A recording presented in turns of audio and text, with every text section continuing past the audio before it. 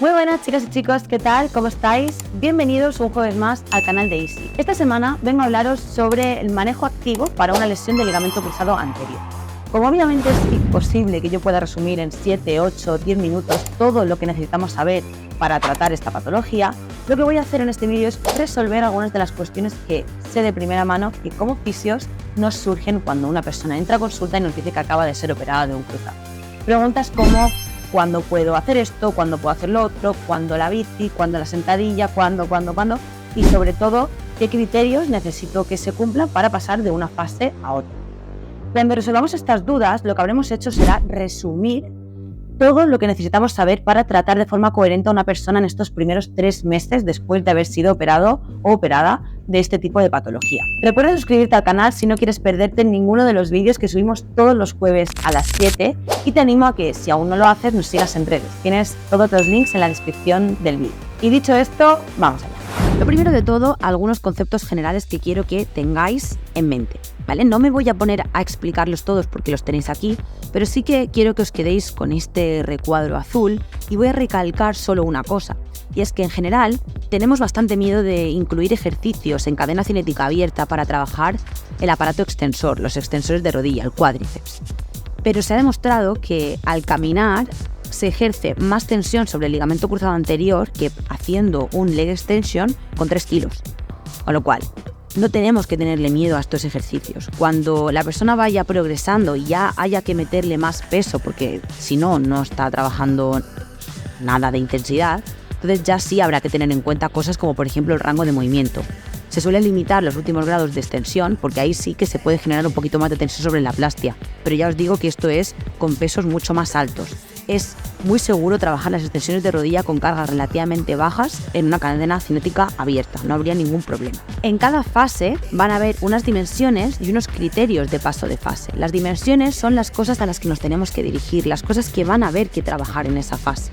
En esta primera fase vamos a centrarnos sobre todo en el dolor y la hinchazón, en el rango de movimiento, en la inhibición muscular y iatrogénica, poniendo foco principalmente en el cuádriceps, que no quiere decir que el isquio no sea importante. Veréis que sobre todo el isquio cobrará importancia a partir de la segunda fase. Es muy importante porque va a ser sinergista del ligamento cruzado anterior junto con el tríceps sural, ¿vale? Pero en esta primera fase es mucho más importante el aparato extensor porque, entre otras cosas, nos va a permitir y nos va a facilitar la extensión de rodilla, que es crucial para la marcha. Luego también tendremos que focalizarnos en la calidad de movimiento y en el control neuromuscular, porque al final una mala marcha o un pequeño valgo de rodilla que se produzca en esta fase va a incrementarse siempre cuando las cosas aumenten de velocidad. A mí un profesor una vez me dijo que no es la bala lo que te mata, es la velocidad de la bala lo que te mata. Y es verdad. Por eso en esta primera fase es tan importante hacer mucho hincapié en que los movimientos sean de calidad. Porque si permitimos una marcha deficiente, si permitimos un valgo dinámico de rodilla, por pequeño que sea, todo eso va a acentuarse en fases más posteriores. Así que calidad del movimiento. Y luego factores psicosociales, culturales y ambientales que no podemos obviar y que van a ser totalmente individuales de la persona. Los criterios de paso de fase no quiere decir que se tengan que cumplir absolutamente todos a rajatabla para pasar de una fase a otra. Para empezar, las fases se superponen y antes de que termine una fase, tú ya vas a estar trabajando en otra fase. No podemos esperar a que acabe una fase para empezar otra, esto no funciona así. Pero por ejemplo, en esta primera fase, la extensión completa y la flexión de 110-120 grados son indiscutibles. Son indispensables. No puede pasar que una persona llegue a los 3 meses después de una cirugía de ligamento cruzado anterior y tenga flexo de rodilla o no llegue a 110 grados de flexión de rodilla. Si esto ocurre, habrá que ver qué pasa, porque probablemente hay alguna adherencia o haya algo que se haya de tratar de forma médica. Pero eso es lo primero que se tiene que trabajar. Por eso es tan importante empezar a trabajar el rango de movimiento enseguida, ¿vale? Ahora veréis en esa línea temporal que se hace enseguida. Pero, por ejemplo, otras cosas como la marcha o la fuerza del cuádriceps no hace falta que se cumplan a rajatabla. Una persona puede pasar a la siguiente fase sin caminar a 4,5 km por hora y caminando a 4 o caminando a 3,8. Estas son cosas que se puede seguir trabajando ¿vale? Pero sí que es cierto que hay que tenerlos en mente para saber que, pues si podemos llegar a los 3 meses cumpliendo todas estas cosas, siempre será pues muchísimo mejor. Luego siempre nos solemos hacer esta pregunta y es ¿cuándo puedo meter X ejercicio? A esta pregunta tenemos que darle la vuelta y tenemos que pensar en qué necesito para meter este ejercicio. Cuando nos hacemos esta segunda pregunta nos damos cuenta de que nos hace falta una línea temporal como esta, que es en lo que consiste esta clase y lo que yo os voy a explicar ahora. Cuando veis esta línea, que a la que quiero que le hagáis captura, porque esto es algo que es un gran resumen de lo que se ha de cumplir y de lo que se ha de trabajar en estos 3 primeros meses, veis que hay como 4 puntos muy importantes que vamos a explicar ahora. Lo primero es que cuando a una persona la operan van a pasar 3-5 días donde haya dolor, donde haya hinchazón y son días donde hay que dejar a la rodilla tranquila. Es más importante en estos días trabajar a nivel contralateral con herramientas como imaginería motora o terapia espejo, pero sobre todo lo más importante en estos días es la educación. La educación en cuanto a que hay que enseñarle y meterle en la cabeza al paciente qué es lo que le espera estos siguientes meses. Porque muchas veces van a tender a compararse con amigos, con familia, con gente que conozcan, a la que han operado del ligamento cruzado anterior, y esto puede llevarles a generar expectativas que no son realistas. Entonces, en el momento en el que vosotros le explicáis esto, la persona va a tender ya a hacerse unas expectativas que sean pues más consecuentes y más realistas, ¿no? Valga la redundancia. Yo lo que suelo hacer en estos casos es esta misma gráfica que yo os he hecho aquí, esta misma línea temporal, se la hago al paciente en un folio. Se la explico y de esta forma, él o ella se va a quedar más tranquilo porque va a ver qué es, de dónde viene y dónde va a ir, es decir, las cosas que se van a ir trabajando semana a semana. Y segundo, le va a dar una sensación de mucha confianza para con vosotros, porque va a ver que lo tenéis muy claro y que sabéis qué son las cosas que se han de trabajar. Y de verdad que perded 5 minutos de sesión porque vale la pena.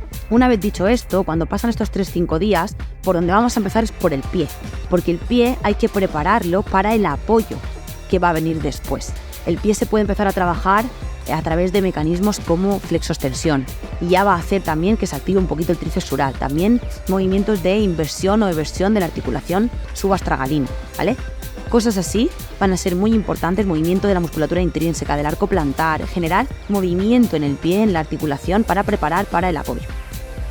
Y una vez hecho esto, ya nos vamos a meter en un proceso de trabajo tanto de rango de movimiento como de fuerza. Hay gente que dice que la fuerza no se ha de trabajar hasta que el rango de movimiento no se consiga, porque sin rango de movimiento no tiene sentido trabajar la fuerza. Esto no es real. La verdad es que se pueden trabajar las dos cosas al mismo tiempo. Obviamente, no tiene sentido querer ser muy fuerte si no tenemos todavía una flexoextensión de rodilla coherente.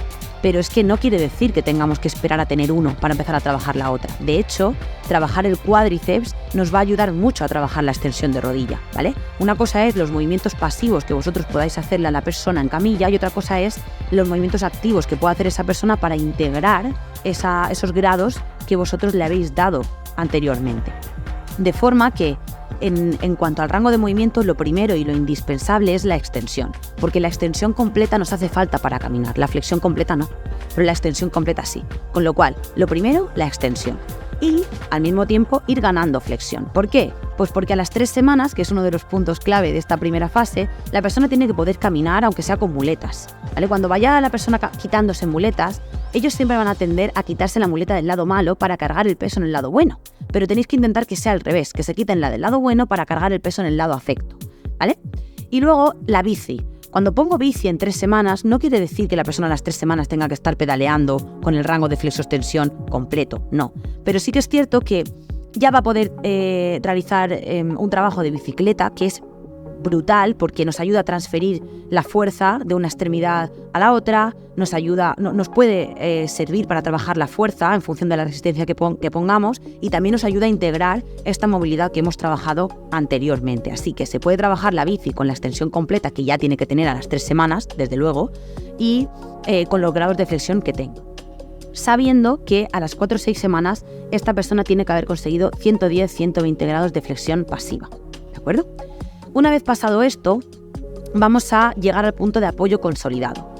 Alrededor de las 7-8 semanas, la persona tiene que poder aguantar el peso de su cuerpo a una pierna. Esto lo podemos hacer con el test de Romberg, por ejemplo. Le pedimos que se aguante una pierna y que sea capaz de hacerlo. Y en el punto en el que esto ocurre, ya podemos empezar a meter trabajo de triple flexoextensión. el ejercicio, o mejor dicho, el patrón de movimiento básico es la triple flexioextensión, pero el ejercicio, digamos, gold estándar de este patrón es la sentadilla. Ya podemos empezar a meter trabajo de sentadilla. Sentadilla es muchas cosas. Cogerte a un TRX y hacer una sentadilla a 70 grados, ¿vale? Ya es un movimiento de triple flexioextensión, ya se puede empezar a trabajar. Aquí, cositas que pongo. Fijaos. Cuando vayamos a trabajar el cuádriceps, emparejamientos funcionales. ¿Qué es esto de emparejamientos funcionales? Bueno, pues estos son cosas que se dan de forma simultánea. Por ejemplo, cuando nosotros queremos trabajar la extensión de rodilla, si pedimos que la persona haga una dorsiflexión de tobillo, esto ya va a facilitar inconscientemente esta extensión de rodilla. Y si no, probadlo en vosotros mismos, ¿vale?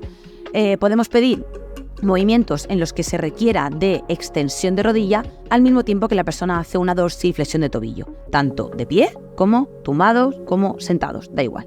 Y algo importante es que si utilizamos herramientas como la EMS o esta estimulación eléctrica muscular, es importante que las contracciones sean lo suficientemente intensas, que muchas veces no son lo suficientemente intensas, y con esto me refiero a que tienen que ser casi dolorosas.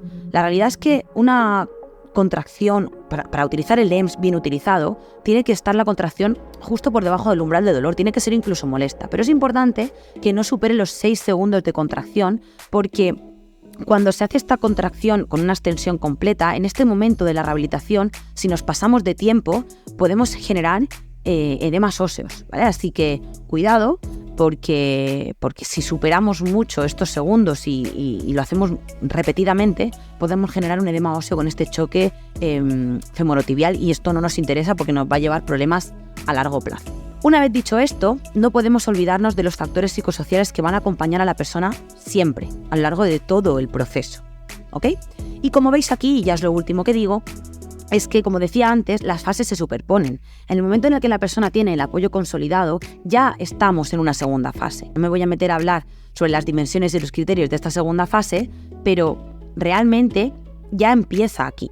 Si el vídeo tiene buena acogida y lo queréis, haremos uno hablando de la segunda fase, pero desde luego que se superponen y que no hace falta acabar una para empezar la siguiente. No obstante, la fase acabará, como he dicho antes, cuando se cumplan los siguientes criterios.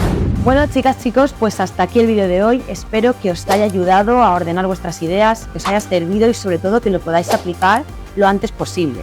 Recordad que si queréis saber más sobre lesiones, tiempos biológicos, readaptación, os hemos preparado un manual gratuito que podéis descargar desde el link de la descripción. ¡Chao!